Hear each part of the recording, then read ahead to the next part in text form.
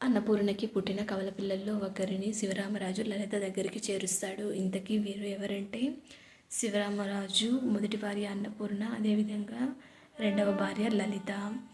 శివరామరాజు మొదటి భార్య ఇంట్లో ఎవరెవరు ఉంటారంటే శివరామరాజు, అన్నపూర్ణ, వారి కొడుకు, అదేవిధంగా శివరామరాజు తల్లి, అదేవిధంగా శివరామరాజు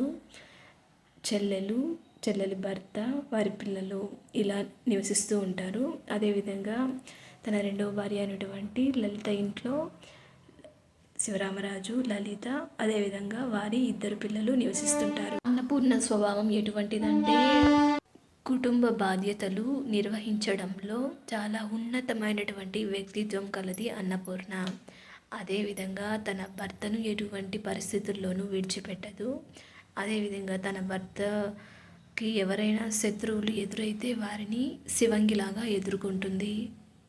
అలాగే అన్నపూర్ణ వాళ్ళ అత్తని అమ్మలాగా చూసుకుంటుంది. వాళ్ళ అత్త కూడా అన్నపూర్ణని కూతురులాగా చూసుకుంటుంది. వారిద్దరి మధ్య ఉన్నటువంటి బంధము చాలా అపురూపంగా ఉంటుంది. అదేవిధంగా తన సవితి అయినటువంటి లలితను కూడా చాలా గౌరవప్రదంగా చూసుకుంటుంది. ఈ విషయంలో లలిత చాలా అదృష్టవంతురాలు అని లలిత ఎప్పుడూ చెప్పుకొస్తూ ఉంటుంది. అదేవిధంగా తన రెండవ భార్య అయినటువంటి లలిత పిల్లల్ని కూడా అన్నపూర్ణ చాలా ప్రేమగా జాగ్రత్తగా చూసుకుంటుంది. వారి పట్ల బాధ్యతలు కూడా అంతే గొప్పగా నిర్వహిస్తూ ఉంటుంది. కుటుంబం అంతా కలిసి ఒక పెళ్ళికి వెళ్తారు.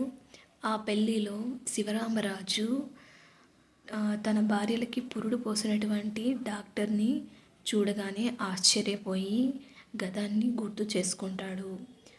ఆ గతంలో తన ఇద్దరి భార్యలని ప్రభుత్వ ఆసుపత్రి గతాన్ని గుర్తు చేసుకున్నటువంటి శివరామరాజు వెళ్తాడు. మొదటగా లలిత ఎపిసోడ్లో ఏం జరుగుతుందో చూడాలి. కాకపోతే ఎపిసోడ్ పురిట్లోనే చనిపోతుంది.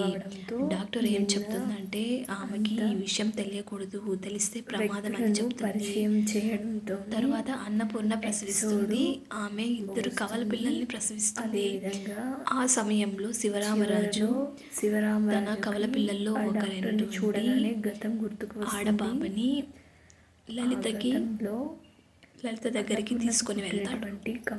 అప్పుడు డాక్టరు ఎందుకు ఇలా చేశారు అని అడిగితే మీరే కదా ఆమెకి తెలిస్తే ప్రమాదం అని చెప్తారు అని అడగంగానే న్యాయం చేయడం కోసం అన్నపూర్ణకి ద్రోహం చేస్తారా అని అడుగుతుంది.